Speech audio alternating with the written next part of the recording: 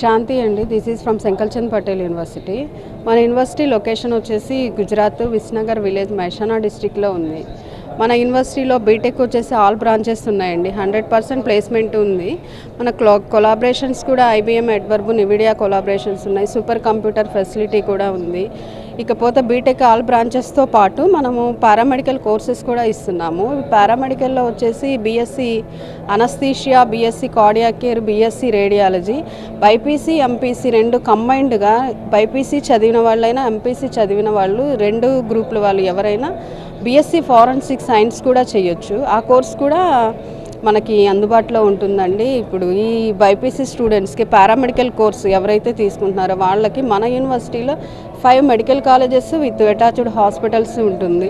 Theory పార్ట్తో పాటు మన యూనివర్సిటీలో మెయిన్గా ప్రాక్టికల్ నాలెడ్జ్ అనేది వీళ్ళకి ఇంప్రూవ్ అవుతుంది. ఈ హాస్పిటల్లో డైరెక్ట్గా పేషెంట్స్ దగ్గరే వీళ్ళకి ప్రాక్టికల్ వర్క్ అనేది నేర్పిస్తారనమాట. అంటే థియరీ కన్నా మనకి ప్రాక్టికలే ఇంపార్టెన్స్ కాబట్టి ఈ 5 మెడికల్ కాలేజీలు విత్ అటాచ్డ్ హాస్పిటల్స్లో మన పిల్లలు ఈ ప్రాక్టికల్ నాలెడ్జ్ అనేది ఎక్కువగా గెయిన్ అవుతారు.